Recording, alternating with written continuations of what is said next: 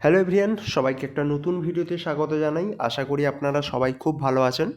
তো আপনাদের আমি বাজেট 2025-2026 নিয়ে একটা ভিডিও আপলোড করব, তেমন একটা প্ল্যান ছিল, কিন্তু কিছু কারণবশত আপনাদের আমি ভিডিওটা এখনও আপলোড করতে পারিনি। তো আজকে 5 তারিখ আমি সেই ভিডিওটা আপনাদের বানাচ্ছি এবং আপনাদের এক্সাম পারপাস অফ ভিউতে আপনাদের ইন্ডিয়ান বাজেট, সেন্ট্রাল বাজেট 2025-26 থেকে কোন কোন পয়েন্টগুলো আপনাদের মনে রাখতে হবে, তো সেগুলো নিয়ে একটা ভাস্ট আমি আলোচনা করব। আমরা এখন 2025-2026 যে ইউনিয়ন বাজেট রয়েছে, সেই বাজেটের যে কি ফিচারের পিডিএফ রয়েছে, তো সেই পিডিএফটা আমি আপনাদের সামনে আমি খুলে দেখাচ্ছি এবং সেই পিডিএফের মধ্যে আপনাদের একে একে করে আমি প্রত্যেকটা স্লাইড আপনাদের দেখাবো এবং কোন কোন পয়েন্টগুলো আপনাদের মনে রাখতে হবে সেগুলো আপনাদের আমি অবশ্যই আমি বলে দেবো। তো প্রথম থেকে শেষ পর্যন্ত আপনারা ভিডিওটি দেখুন। আপনারা অবশ্যই, যদি ভালো লাগে তাহলে ভিডিওটিকে অবশ্যই লাইক করবেন আর চ্যানেলটিকে সাবস্ক্রাইব করে পাশে থাকবেন। তো চলুন একদম ফার্স্ট পেজ যেটা সেটা একটু দেখে নেই। ফার্স্ট পেজে দেখুন যে জার্নি অফ ডেভেলপমেন্ট রয়েছে। তো এখানে আপনারা অনেকগুলো পয়েন্ট দেখতে পাচ্ছেন যে এখানে রয়েছে যে আপনাদেরকে বলছে a country is not just it's soil, a country is it's people. ঠিক আছে, একটা দেশ বলতে শুধুমাত্র সেই দেশের মাটিকে বোঝায় না, একটা দেশ বলতে সেই দেশের সমস্ত মানুষকে বোঝায়। ঠিক আছে, তো এরপর জার্নি অফ ডেভেলপমেন্টে আপনারা দেখুন যে ইঞ্জিনস অফ ডেভেলপমেন্ট, এখানে আপনাদের 4টে পয়েন্টকে এখানে রাখা হয়েছে। ইঞ্জিন অফ ডেভেলপমেন্টের মধ্যে ফার্স্ট ফোকাস যেটা রয়েছে দেখুন, এগ্রিকালচারকে রাখা হয়েছে, তারপর এমএসএমইকে রাখা হয়েছে, তারপর ইনভেস্টমেন্ট, তারপর এক্সপোর্ট। ঠিক আছে, এগুলো একটা আপনাদের যে ডেভেলপমেন্ট, সেই ডেভেলপমেন্টের মেন ইঞ্জিন বলতে এই 4টা তারা পয়েন্টকে এখানে রেখেছে। ঠিক আছে, এরপর আপনাদের একদম চলে যাব আর একটা জিনিস, যে ডেস্টিনেশন এর কি এর লক্ষ্য, সেটা হচ্ছে আপনাদের বিকশিত ভারত। বিকশিত ভারত সম্বন্ধে ডিটেলস আইডিয়া, সেটা আমরা আস্তে আস্তে এরপরে আমরা আসছি। আচ্ছা, এখানে দেখুন একটা নতুন আপনাদের স্কিম সেটা চালু হয়েছে। সেই স্কিমটা সম্বন্ধে আপনাদের একটু মনে রাখতে হবে। স্কিমটা হচ্ছে প্রাইম মিনিস্টার ধন ধান্য কৃষি যোজনা, ডেভেলপিং এগ্রি ডিস্ট্রিক্ট প্রোগ্রাম। ঠিক আছে, তো আপনাদের যে স্কিমটা সেটা হচ্ছে প্রাইম মিনিস্টার ধন ধান্য কৃষি যোজনা, এইটা হচ্ছে আপনাদের স্কিম। এর আন্ডারে আপনাদের কিছু এগ্রি ডিস্ট্রিক্ট ভাগ করা হয়েছে, যার আন্ডারে টোটাল 100টা ডিস্ট্রিক্ট আপনাদের সিলেক্ট করা হয়েছে, সেগুলোকে কভার করা হবে এবং প্রায় তার মধ্যে 1.77 কোটি ফার্মার যারা, তাদেরকে কিন্তু এই সুযোগটা দেওয়া হবে। তো ফার্স্ট আপনাদের পয়েন্ট মনে রাখতে হবে যেটা, সেটা হলো আপনাদের প্রাইম মিনিস্টার ধন ধান্য কৃষি যোজনা। ঠিক আছে, প্রাইম মিনিস্টার ধন ধান্য কৃষি যোজনা, এটা মনে রাখতে হবে এবং এর মধ্যে 100টা আপনাদের যে এগ্রি ডিস্ট্রিক্ট তাদেরকে কভার করা হবে, তার মধ্যে 1.7 কোটি যারা কৃষক রয়েছে তাদেরকে সাহায্য করা হবে। ঠিক আছে, আচ্ছা, এবার নেক্সট যে পয়েন্ট দেখুন সেটা হচ্ছে কিষাণ ক্রেডিট কার্ড নিয়ে, এনহ্যান্স ক্রেডিট থ্রু কেসিসি অর্থাৎ কিষাণ ক্রেডিট কার্ড। এখানে বলা হচ্ছে facilitate short term loans for 7.7 crore farmers, fisherman and dairy farmers with enhance loan of 5 lakhs।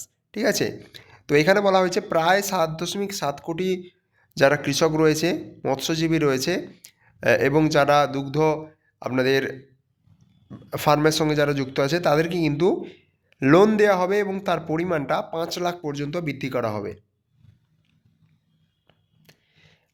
Next point যেটা দেখুন সেটা হচ্ছে কটন প্রোডাক্টিভিটির ওপর কিন্তু জোর দেওয়া হচ্ছে এবং 5 বছরে তারা একটা মিশন করছে এবং তার মধ্যে কিন্তু এই কটন ফার্মিংকে তারা কিন্তু ফোকাস করছে। তারপরে পয়েন্ট দেখুন national mission on high yielding seed, অর্থাৎ কিছু কিছু আপনাদের উচ্চ ফলনশীল যে সমস্ত ফসল রয়েছে, তো সেগুলোর ওপর কিন্তু জোর দেওয়া হচ্ছে। Targeted development and propagation of seeds with high yield, pest resistant and climate resilience, মানে যে সমস্ত আপনাদের শস্যগুলো যেগুলো আপনাদের হাই ইয়েল্ডিং এবং তারা কি করছে, পেস্ট রেসিস্ট্যান্ট, যারা হচ্ছে আপনাদের ক্ষতিকারক যে সমস্ত জীব রয়েছে সেগুলোকে তারা রেজিস্ট্যান্স এবং ক্লাইমেট রিসাইলেন্স, অর্থাৎ পরিবেশ পরিবর্তন হলেও তারা কিন্তু সেই পরিবর্তিত পরিবেশের সঙ্গে তারা মানিয়ে নিতে পারে। আচ্ছা, তারপর দেখো যে মাখানা বোর্ড, এটা কিন্তু বিহারে গঠন করা হবে। ঠিক আছে, মাখানা হচ্ছে এক ধরনের আপনাদের শস্য, তো সেই শস্যের জন্য কিন্তু একটা মাখানা বোর্ড সেটা কিন্তু গঠন করা হবে। আচ্ছা, তারপরে চলে যাই, ডেভেলপমেন্ট মিনস ফোকাসিং অন, এখানে 4টে পয়েন্টের ওপর কিন্তু ফোকাস দেওয়া হয়েছে। দেখুন 4টা পয়েন্ট হচ্ছে, 1 নম্বর আপনাদের গরিব রয়েছে, তারপর রয়েছে ইয়থ, তারপরে অন্নদাতা মানে কৃষক, তারপরে রয়েছে নারী। তো এই 4টা পয়েন্ট কিন্তু এখানে ইম্পর্টেন্ট রয়েছে, অর্থাৎ ফার্স্ট রয়েছে যারা গরিব, তারপর রয়েছে যারা যুব, তারপরে যারা কৃষক এবং 4 হচ্ছে নারী। এই 4টে পয়েন্টকে কিন্তু ফোকাস করা হচ্ছে। ঠিক আছে, এরপর আমরা একটু এগিয়ে যাই, দেখা যাক কী দেওয়া হয়েছে।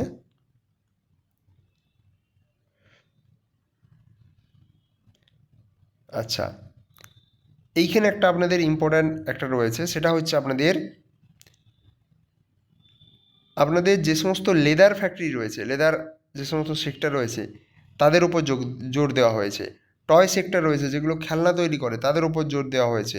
ফুড প্রসেসিং, তাদের উপর এখানে যোগ দেওয়া হয়েছে। আচ্ছা,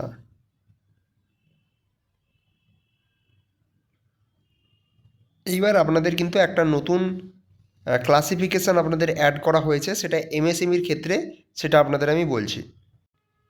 এমএসএমইর ক্ষেত্রে দেখুন, এটা হচ্ছে আপনাদের এমএসএমইর যে ইনভেস্টমেন্টের ওপর বেস করে আপনাদের কোন এন্টারপ্রাইজগুলোকে মাইক্রো, কোন এন্টারপ্রাইজগুলোকে স্মল, কোন এন্টারপ্রাইজগুলোকে মিডিয়াম এন্টারপ্রাইজ বলে ঘোষণা করা হতো, সেগুলো কিন্তু তার ক্লাসিফিকেশান আবার নতুন করে করা হলো বর্তমানে। এটা অর্থাৎ কারেন্ট হিসেবে কোনো কোম্পানির ইনভেস্টমেন্ট যদি 1 কোটি হয় তখন তাকে আমরা মাইক্রো এন্টারপ্রাইজ বলছি।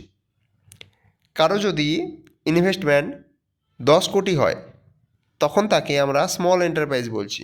কারো যদি 50 কোটি হয় তাহলে তাকে মিডিয়াম এন্টারপ্রাইজ করছি। এইটাই রিভাইজড হয়েছে, অর্থাৎ এখন 1 কোটির জায়গায় কারো যদি 2.5 কোটি ইনভেস্টমেন্ট থাকে তখন তাকে আমরা মাইক্রো এন্টারপ্রাইজ বলছি। 10-এর জায়গায় কারো যদি 25 কোটি হয় তাকে স্মল এন্টারপ্রাইজ বলবো। 50-এর জায়গায় কারো 125 কোটি থাকলে তখন তাকে মিডিয়াম এন্টারপ্রাইজ বলবো। তেমনি টার্ন ওভারের ক্ষেত্রে, অর্থাৎ একটা কোম্পানিতে ইনভেস্টমেন্ট হলো, তারপর সে ইয়ারলি সে টার্ন ওভার করতে পারে। এখন বর্তমানে যদি তার টার্ন ওভার 5 কোটি পর্যন্ত হয় তখন তাকে আমরা মাইক্রোর আন্ডারে রাখি, কিন্তু বর্তমানে রিভাইজড হয়ে সেটা আপনাদের 10 কোটি করা হলো। স্মলের ক্ষেত্রে বর্তমানে 50 ধরা হতো, কিন্তু সেটা টার্ন ওভার 100 ধরা হলো এখন। আর মিডিয়ামের ক্ষেত্রে যেটা 250 ছিল সেটা বর্তমানে টার্ন ওভার 500 করা হলো। ঠিক আছে, এইভাবে কিন্তু আপনাদের এমএসএমইর ক্ষেত্রে যে আপনাদের ক্রাইটেরিয়া ক্লাসিফিকেশান সেগুলো কিন্তু করা হয়েছে। আচ্ছা,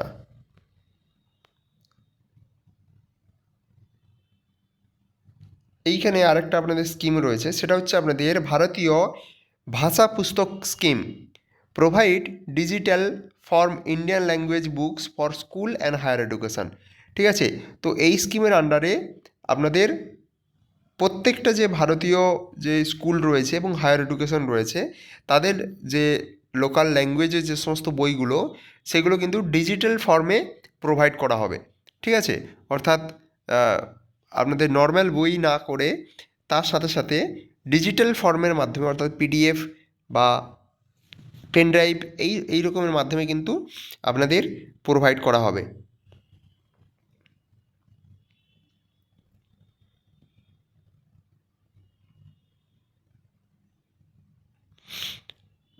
এরপর একটা দেখুন এখানে, broadband connectivity two be provided to all government secondary school and primary health centre in rural areas.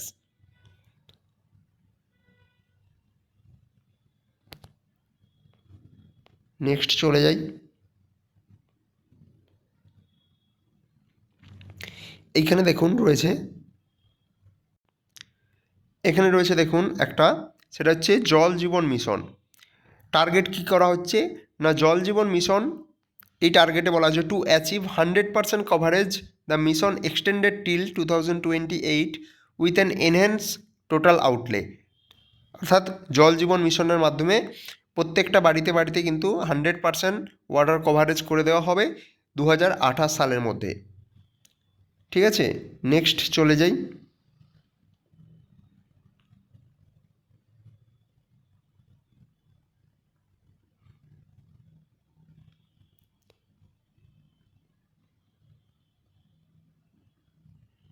একদম নিচের দিকে চলে যাই। বিহারের ক্ষেত্রে কিন্তু অনেক নতুন নতুন আপনাদের আইডিয়া আনা হচ্ছে এবং সেখানে প্রচুর পরিমাণে ফান্ড আপনাদের অ্যালোকেট করা হচ্ছে বেসিক্যালি বিহারের ক্ষেত্রে।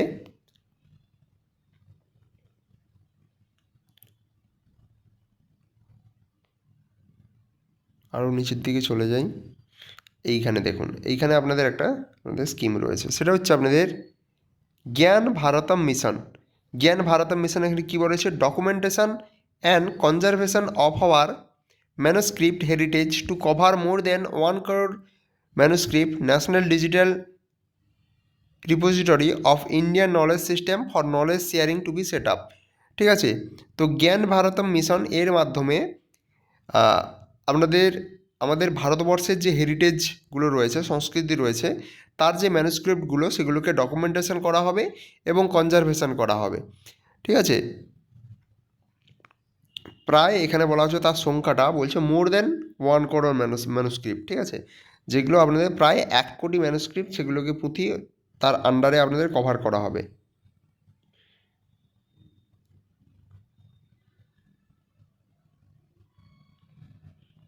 নেক্সট চলে যাই।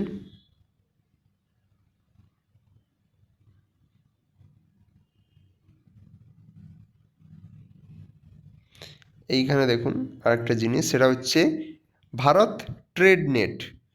ভারত ট্রেড নেট এটা কি, এটা বলছে এই ডিজিটাল পাবলিক ইনফ্রাস্ট্রাকচার, যেটাকে বলা হচ্ছে BTN, Bharat trade net for international trade will be set up as a unified platform for trade documentation and financing solution, support for integration with global supply chain. ঠিক আছে, তো বিটিএন যেটা Bharat trade net, এর মাধ্যমে এটা একটা ডিজিটাল ইনফ্রাস্ট্রাকচার প্ল্যাটফর্ম, যেখানে আপনাদের কী হবে, ইন্টারন্যাশনাল যে ট্রেডগুলো সেগুলো আপনাদের ডকুমেন্টেশন এবং ফিন্যান্সিং সলিউশন সেটা কিন্তু এই আপনাদের প্ল্যাটফর্মের মাধ্যমে সেখানে করা হবে। নেক্সট চলে যাই।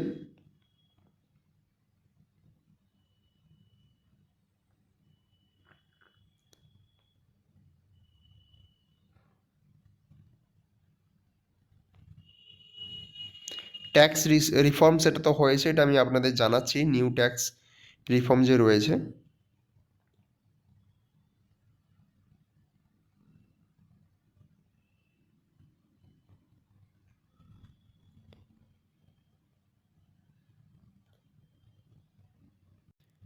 এবার আমরা ট্যাক্স রিফর্মসে চলে এসেছি। এবার ট্যাক্স রিফর্মের ক্ষেত্রে দেখুন বলা হচ্ছে এখানে, যেটা আপনারা সবাই জানেন, আশা করি অনেকেই এটা দেখে নিয়েছেন, যে 0 থেকে 4 লাখ পর্যন্ত এখানে আপনাদের ট্যাক্স যেটা বলা হচ্ছে সেখানে আপনাদের নীল রয়েছে। 4 থেকে 8 লাখ দেখুন 5%, 8 থেকে 12 লাখ 10%, 12 থেকে 16 লাখ 15%, 16 থেকে 20 লাখ 20%, 20 থেকে 24 লাখ 25%, গ্রেটার দেন 24 লাখ 30%। এখানে আপনারা সবাই জানেন যে আপ টু 12 লাখ ইনকাম, সেক্ষেত্রে কিন্তু আপনাদের কোনো ধরনের ট্যাক্স এখানে প্রোভাইড করতে হবে না। আপনাদের আমি এই জায়গাটা একটু ভালো করে বুঝিয়ে দিচ্ছি। আপ টু আপনাদের 12 লাখ আপনাদের কিন্তু কোনো ট্যাক্স পেমেন্ট করতে হচ্ছে না। ঠিক আছে, কিন্তু 12 লাখের থেকে যদি আপনাদের বেশি হয় ইনকাম, সেক্ষেত্রে আপনাদের যেই হারে ট্যাক্সটা কাটা হবে সেটা হচ্ছে আপনার এই, ধরুন আপনার ইনকাম হচ্ছে 13 লাখ, তো এই 13 লাখের মধ্যে প্রথম 0 থেকে 4 লাখ আপনাদের কোনো ট্যাক্স লাগছে না। তারপরে 4 থেকে 8 লাখ আপনাদের 5% ট্যাক্স দিতে হবে। তারপর 8 লাখ থেকে 12 লাখ পর্যন্ত আপনার 10% ট্যাক্স দিতে হবে।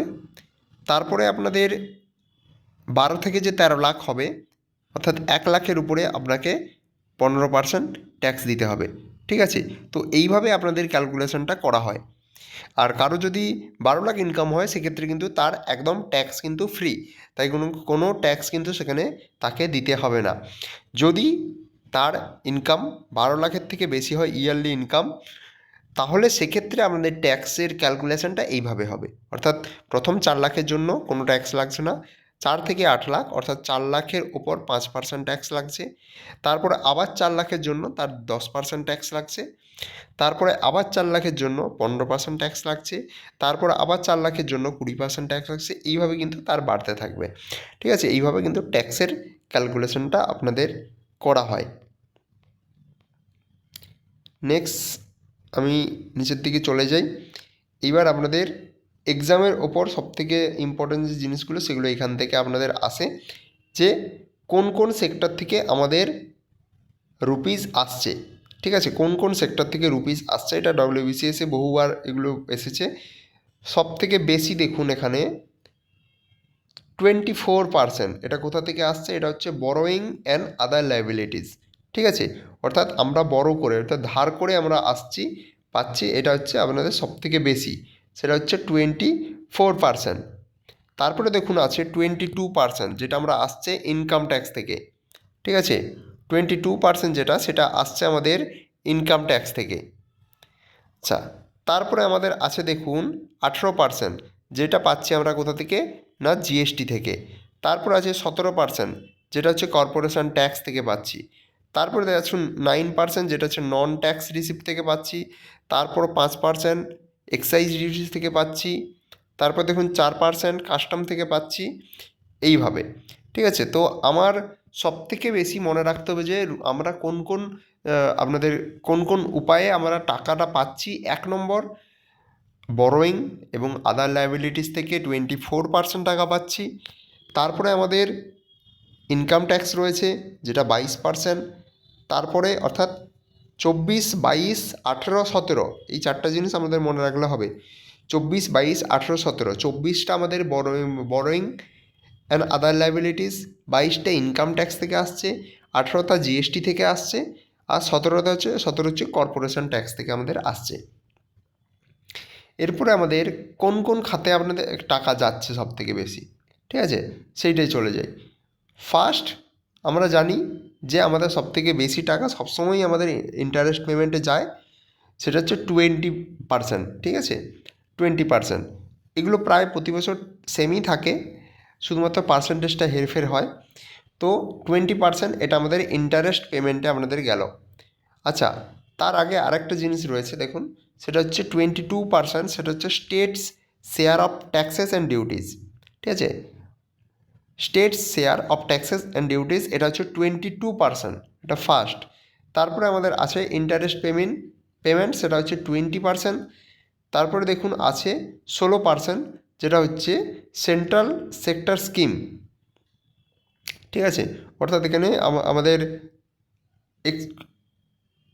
আমাদের সেন্ট্রাল যে সমস্ত স্কিম রয়েছে, excluding capital outlay on defence and subsidies, আপনাদের বিভিন্ন ছাড় দেওয়া হয়, যেগুলো সাবসিডি এবং আপনাদের ডিফেন্স খাতে যে রয়েছে, ঠিক আছে, ক্যাপিটাল রয়েছে, সেগুলো বাদে সেন্ট্রাল যে স্কিম রয়েছে সেগুলোর খাতে আমাদের 16% যাচ্ছে।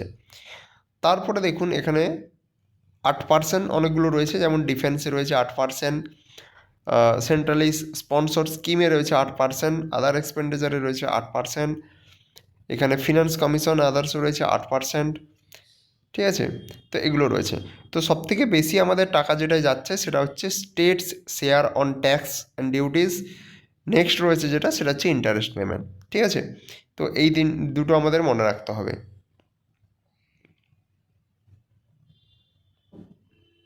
আচ্ছা, এখানে আমাদের দেখার কোনো প্রয়োজন নেই।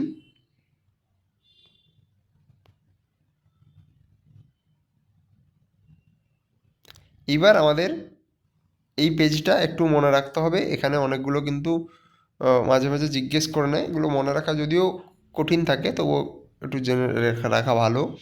সেটা হচ্ছে আমাদের এক্সপেন্ডিচার অফ মেজর আইটেম, ঠিক আছে, আমরা কোন কোন খাতে সবথেকে বেশি পরিমাণ টাকা খরচ করছি।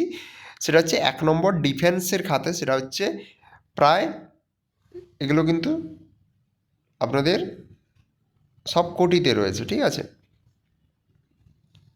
4,91,732 কোটি।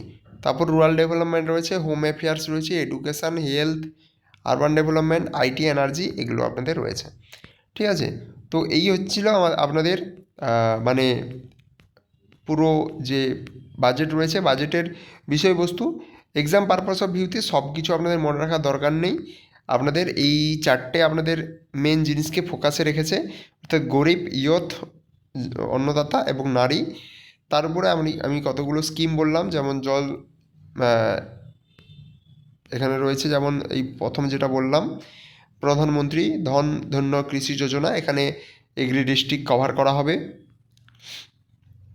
তারপর বলেছিলাম 2028 সালের মধ্যে যে ঘরে ঘরে জল জীবন যে মিশন রয়েছে, সেখানে আপনাদের 2028 সালের মধ্যে এখানে 100% কভারেজ দিয়ে দেওয়া হবে। তারপর আমি ট্যাক্স রিফর্ম সম্বন্ধে আপনাদের বললাম। আর এখানে বিটিএন সম্বন্ধে একটা বললাম, ভারত ট্রেড নেট সম্বন্ধে, এটা একটা প্ল্যাটফর্ম যার মাধ্যমে আপনাদের যে সমস্ত ইন্টারন্যাশনাল ট্রেডগুলো হয় সেগুলো এর থ্রুতে হয়ে থাকবে। আর তারপরে তো ট্যাক্স যে স্ল্যাব সেটা সম্বন্ধে বললাম নতুন, ঠিক আছে। তো এগুলোই আপনাদের ইম্পর্ট্যান্ট রয়েছে। আর ভালো লাগলে অবশ্যই লাইক করবেন, চ্যানেলটিকে সাবস্ক্রাইব করবেন। ধন্যবাদ।